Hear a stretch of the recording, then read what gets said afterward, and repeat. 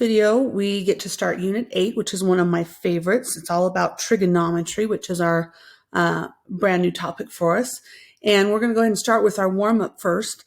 We need to know the difference between opposite and adjacent to be really successful in this unit. So our warm-up gives us a right triangle, and it wants us to answer these questions. So question 1 says, what is opposite angle A?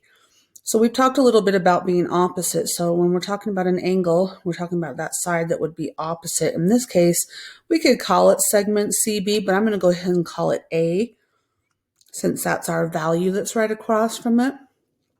To be adjacent, now adjacent is not opposite to angle A. And really when I think about the other two options, that would be this side B, or it would be this hypotenuse C. So we're actually going to leave hypotenuse all by itself. So hypotenuse is not going to be considered opposite or adjacent. It's going to be hypotenuse always. So in angle A, opposite is side A, adjacent would be side B. So one way to think about adjacent is that they share something in common. And in this case, they share this angle A in common. They're adjacent to, they touch each other. Number 3, similar idea for starting with angle B. To be opposite, so side B, across from it, but to be adjacent. So again, it can't be C because that's the hypotenuse. So it's got to be this leg A. So this idea of being adjacent, which would be next to, and opposite, which is across from, we're going to need as we talk about trigonometry. So there's different things about trigonometry, but this year we're going to focus on specifically using right triangle trigonometry. So everything that we do will involve having a right angle, a 90-degree angle. So below the warm-up it says, in a right triangle, the ratio between the side lengths is a function of an acute angle, which we know is from 0 to 90. So these need to be acute angles that we use. Trigonometric functions, or we can call them trigonometric ratios, are ratios created using the sides. So everything that we do when we set up these ratios will be sides of a right triangle. There are 6 distinct trigonometric ratios. And these right triangles that are similar will have these same trigonometric ratios. So when we look at similarities, which we've been doing in the whole last unit, they would have these same trigonometric ratios from their angles. So once we decide which of the acute angles we're going to be working with, we're going to name all the sides with respect to that angle, which would mean opposites and adjacents. But no matter which angle we choose, there's going to always be one side that has the same name, and that's going to be our hypotenuse. So as we mentioned up in the warm-up, the hypotenuse will always be there. But depending on the other angle we're looking at, the other acute angle, will determine if we're thinking of opposite or if we're thinking of adjacent. So let's go ahead and look at our first 3 trigonometric functions. So there's 3 main trig functions. We say these sine, cosine, and tangent. And each one of these has a relationship to a right triangle. So we're going to go ahead and look at this triangle that's over here on the side. Notice we've got a new character here. This is the Greek letter theta. This is our Greek letter, theta. And we can use anything to represent an angle. We'll sometimes use X. We're going to use theta. We can use other Greek letters. But this is going to be our main one. So in my triangle, I've got a 90-degree angle and I've got my angle theta. So I know always the side across from my 90 degrees is going to be my hypotenuse. So that's never going to change. Now, depending on which angle I would be looking at would be determine opposite and adjacent. So because I'm looking at this bottom kind of right angle as theta, that would mean that my opposite side has to be this vertical. So this is going to be my opposite side, my opposite leg of my right triangle. And this bottom side would have to be the adjacent. So again, these opposite and adjacents change depending on which angle that we're looking at. So we're looking at this bottom one, so we have adjacent and are opposite and adjacent. So these sine, cosine, and tangent just talk about the relationship of the sides as compared to this angle theta. So let's start with sine. When we abbreviate sine, it's just S-I-N. Please don't say sin because the word is sine, or just abbreviated it. The sine from angle theta. Sine is equal to the ratio of the opposite side compared to the hypotenuse. So we're going to abbreviate here. Sine is the relationship of the opposite side as compared to the hypotenuse. Cosine is a relationship comparing the adjacent side to the hypotenuse.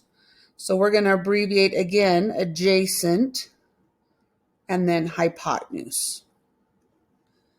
Tangent, the only combination we haven't done yet, would compare our opposite side to our adjacent side. Opposite compared to adjacent. So we need to memorize these relationships. When we say sine or cosine or tangent, or we read them on a paper, we should be able to recognize which relationship these are referring to. So it's a very common phrase that helps us remember these relationships. People have made all sorts of songs on YouTube to help you kind of remember, but this phrase gets used a lot. Whoops. So, ka, toa.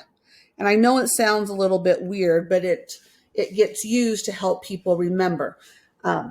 Sometimes there's catchy songs that go to it. Sometimes people do a little bit of a chant. My teacher, when I was learning this, made me say it like so katoa, so katoa. And we just kind of chanted it a little bit just to kind of get it into our mind. So when I'm doing problems now, I can think so katoa. So stands for sine. Sine, or S, is equal to O over H, which is opposite over hypotenuse. So every time I say so, I'm thinking sine is equal to opposite over hypotenuse. Cosine is equal to adjacent over hypotenuse, which is exactly our relationship. Toa, tangent, is equal to opposite over adjacent. So when I'm doing problems and I'm being asked to do sine or cosine or tangent, I can say this phrase in my mind and I can remember my relationship. So, ka, toa. So I would strongly suggest, if you don't use this particular thing to remember, that you find something, because you're going to need to remember these, and you will remember them the more and more that we use them. So we mentioned above that there was actually 6 distinct trigonometric ratios, and we just did 3 of them. There's 3 more. So there are also 3 what's called reciprocal, which we know this word.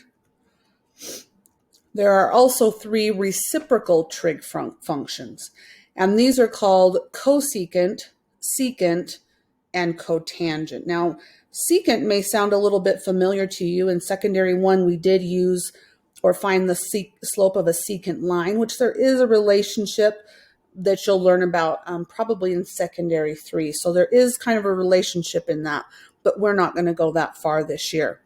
So let's look at our relationships.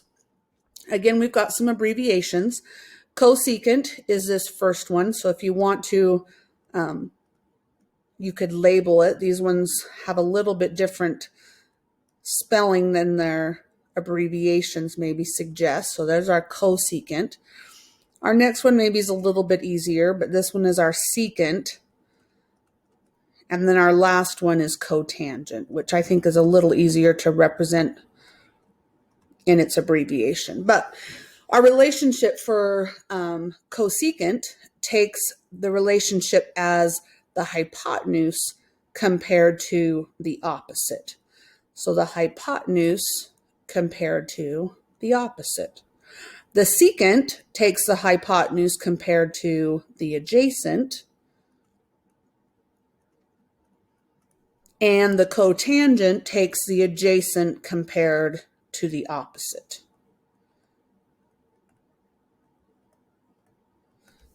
Now, these are called reciprocal trig functions for a reason.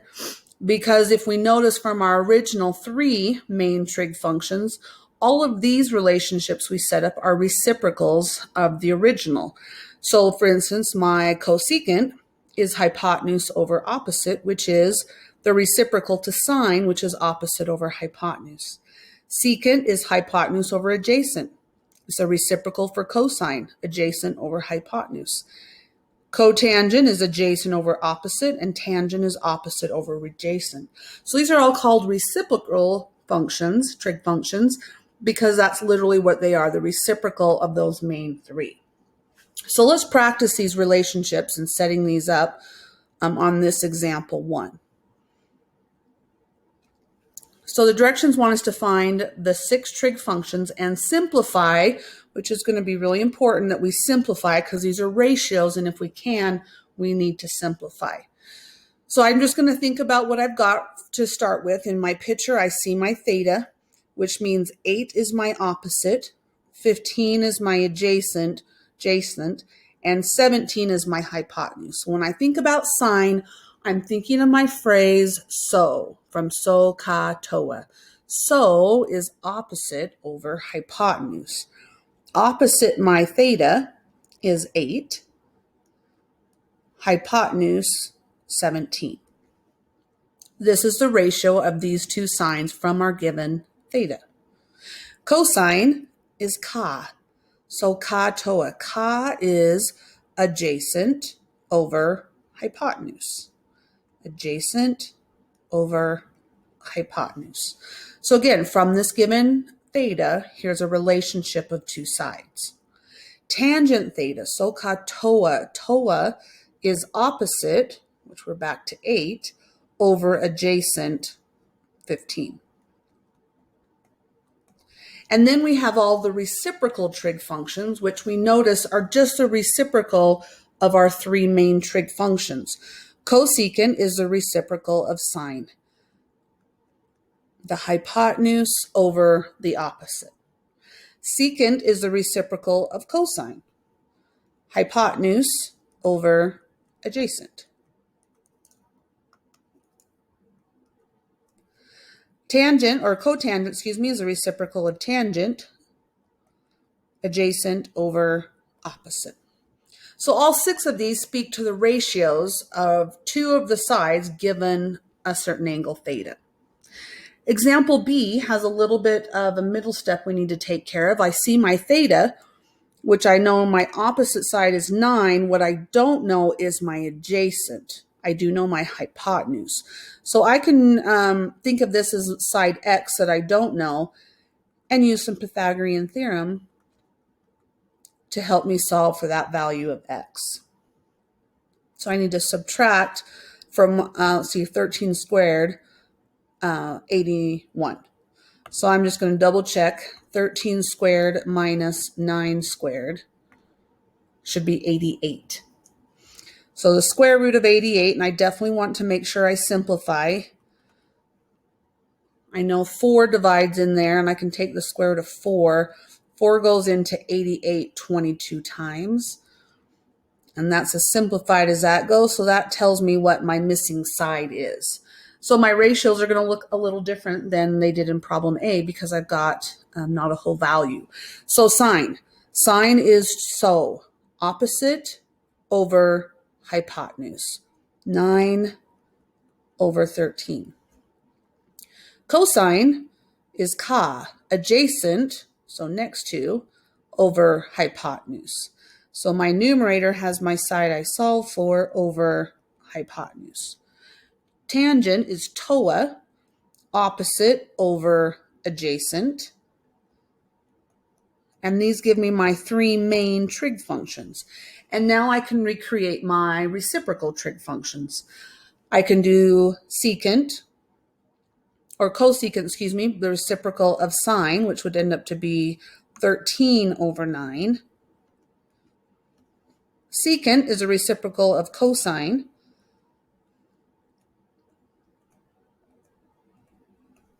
And cotangent is a reciprocal of tangent. Now, one thing I want to point out before we move to the next page is you'll notice a few of these relationships our tangent and our secant do have a square root in the denominator. So for today, this is going to be fine, but I'm going to teach you in a couple of sections how to take care of this, because we generally don't want to leave a square root in a denominator. So just kind of keep that in the back of your mind that we'll take care of that in a little bit. Today, I just want you to practice our ratios. All right, let's go ahead and turn to the next page. So now we know how to find the ratios of sides. I just want to emphasize a point. Trig functions take angles. So they're taking all of those angles, which we mostly called theta so far, and they give us ratios of the sides. But like most things in math, they have a process for undoing. So trig functions can be undone.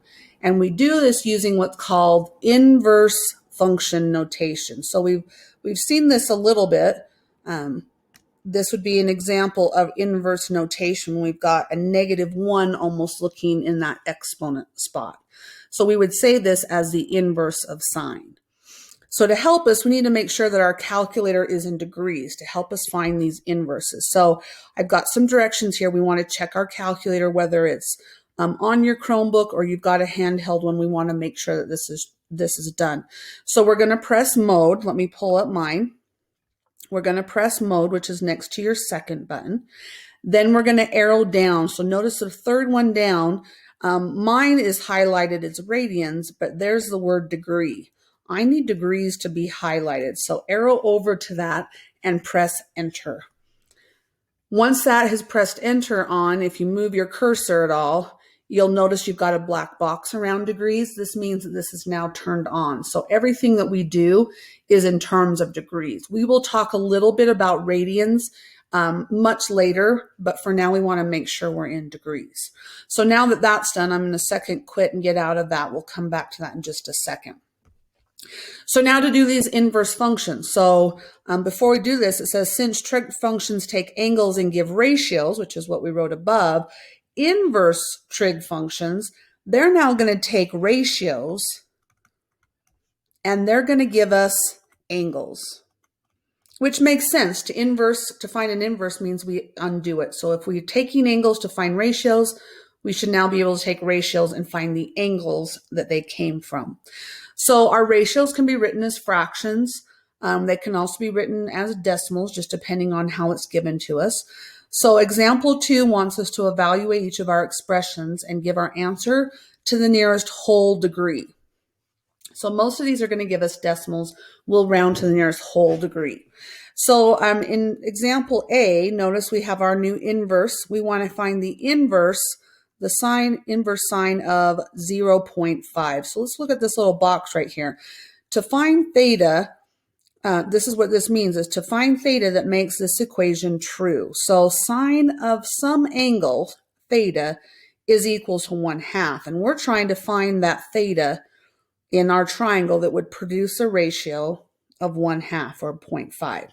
So we're going to go to our calculator and we're going to look for our sine inverse button. So right above your 7, 2 rows up, we have sine.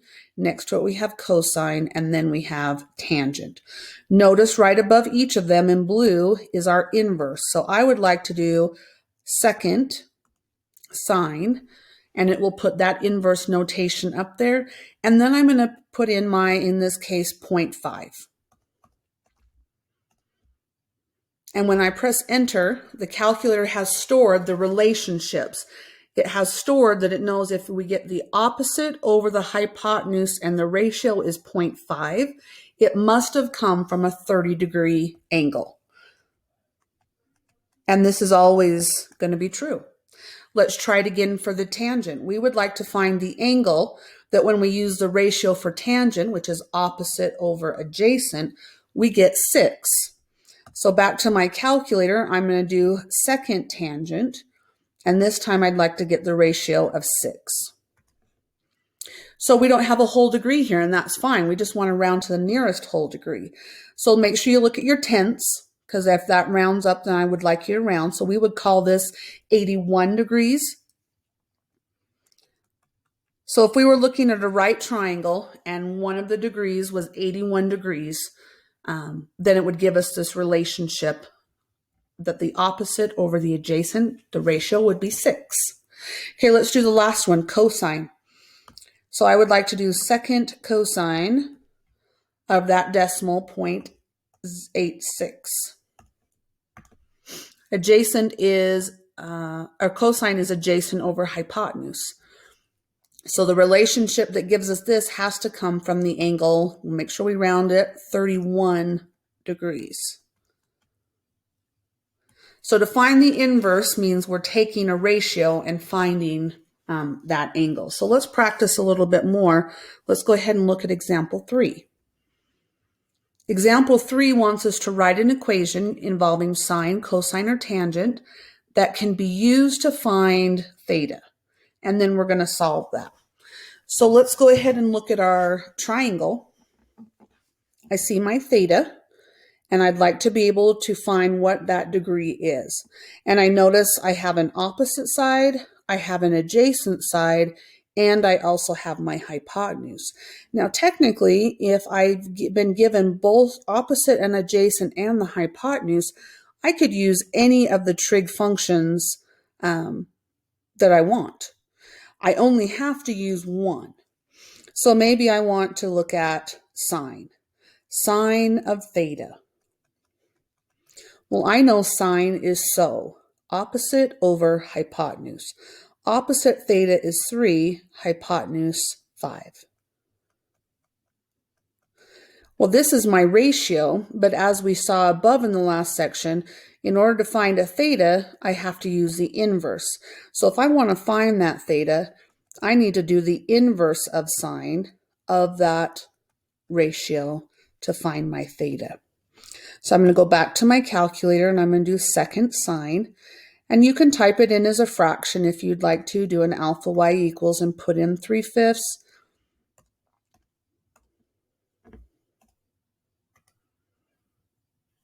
Make sure we're rounding. That 8 would round that to a 37 degrees. So if theta is 37 degrees, then these ratios of 3/5 would have to be for this triangle. Let's just go ahead and prove to ourselves that we would get the same answer if we did cosine or if we did tangent. So for cosine, cosine is ca, adjacent, which is 4, over hypotenuse, 5. And tangent is toa, opposite over adjacent, so 3/4. So I would like to find the inverse of cosine of 4/5 and make sure that that gives me 37. And then I'd like to find the inverse of tangent of that ratio and make sure that it also gives me 37. So I'm going to go to my calculator and do second cosine. Our relationship this time is 4/5. I'm just going to do 4 divided by 5 this time. And I'm going to get, looks like the exact same ratio. I'm going to round that to 37. Let's go ahead and do tangent. Second tangent, this time our ratio is 3 divided by 4. Which we also get the exact same thing. So if a triangle is giving you all 3 sides, you could choose any of the functions to help you find the angle. You only have to choose one, but you could choose any of them. But when you get a problem like B, you were not given all 3 sides. You know you could use Pythagorean theorem to help you find this third side, but that's maybe extra work. I only need 2 sides of a triangle, or 2 lengths of a triangle to be able to find a given theta. In this case, I would be given the 9, which is opposite that theta, and the hypotenuse. So now I have to think, which of my functions work? Opposite over hypotenuse, well, that's so. So is opposite over hypotenuse. So the sine from that angle theta is equal to the ratio of 9/13. And then I can use my inverse function to help me find that theta. So I could do a little bit of extra work to find that missing side, but I can just do the sine. The inverse sine of 9 divided by 13, 8 would round that up, so we'd call this 44 degrees. So if the angle is 44 degrees, this triangle would have the relationship of 9/13 from that angle. So keep in mind that you can use any of them as long as you have the right opposites, adjacents, and hypotenuse. Let's look at one last example, and I've left these examples blank on purpose. I just kind of want to talk through these as we go. So similar directions, we want to write an equation involving sine, cosine, or tangent that can be used to find x this time, and we're going to solve our equation. So A, let's go ahead and just label. We know that these all have to have 90-degree angles. So let's say we know that this bottom angle here is 30 degrees. I know my hypotenuse is 8, but I would like to know this horizontal side, call it x. So now we're kind of using our trig ratios a little bit backwards. I know my angle, I'd like to find a side. So I'm going to use my 30 degrees and I'm going to think, what's the relationship for this x and the 8? Well, 30 is adjacent to x and its hypotenuse is 8. Adjacent and hypotenuse is cosine. The cosine of that angle, 30 degrees, is equal to adjacent over hypotenuse. So this time I know my theta, I'm looking for a side. Now really I've just created a proportion. I can put this over 1 and I can cross multiply. 1 times x and then 8 times the cosine of 30. And I need to use my calculator to help me do this. It has all of these sine, cosine, and tangent values stored for me. So when I type in the cosine of 30, it knows what that ratio is. It's got that stored. So 8 times, and you can just put cosine right after. There's implied multiplication there. Cosine of 30. Now remember, these are ratios.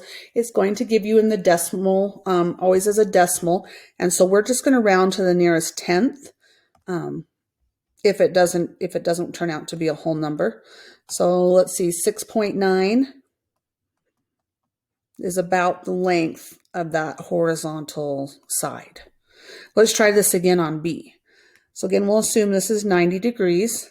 This time, let's say we have the angle down here is 22 degrees, and I know the vertical length side is 10, and I'd like to find that horizontal side again. So I'm thinking, what do I have in relationship to this 22 degrees? Well, 22 degrees, I have an opposite, it's labeled x, and I have an adjacent 10. I don't have a hypotenuse. The only function I could use here would be tangent, opposite and adjacent. The tangent from this angle 22 is the ratio of opposite over adjacent. I can cross multiply, thinking of this as a proportion, 1 times x, and then 10 times the tangent of 22. So again, the calculator has stored the relationship for tangent of 22, what ratio that would be. So I'm going to take 10 times the tangent of 22. So my side length would be about 4.0, I'll call it. Doesn't round quite up. So x would be about 4.0. Okay, let's do one more. Again, we'll assume we've got a 90-degree angle. Let's let this top angle up here be 60. And we know the vertical side is going to be 300 in this. And I do not know, and I'd like to know, the hypotenuse. So I need to decide which of my trig functions I need to use. So I'm looking at what I'm given from my angle 60. I'm given an opposite side, and I'm given a hypotenuse. So opposite and hypotenuse would be sine. Sine from that degree, that angle, is 300 over x, opposite over hypotenuse. So this time when I go to do my cross multiplication, I have 1 times 300, and that's equal to x times sine of 60. So a little bit different solving of my proportion this time. To solve for x, I would need to divide by that multiplication of a sine of 60. So I do that on both sides. So we solve these very similar to any other equation. Anytime we have the same factor in the numerator as the denominator, that simplifies. So that's going to leave us with what x is. So I'm going to now put into my calculator 300 divided by sine of 60. And again, this ratio is stored in my calculator. So I'm going to take 300 and divide that by the sine of 60. So this is not shocking. This is a bigger number. If one of my sides was 300, my hypotenuse needs to be bigger. So 346.4. So this is about 346.4 units. Okay, that's as far as we're going to go with trig today. So go ahead and self-assess. How are you feeling about using this right triangle trig so far? And good luck on your assignment.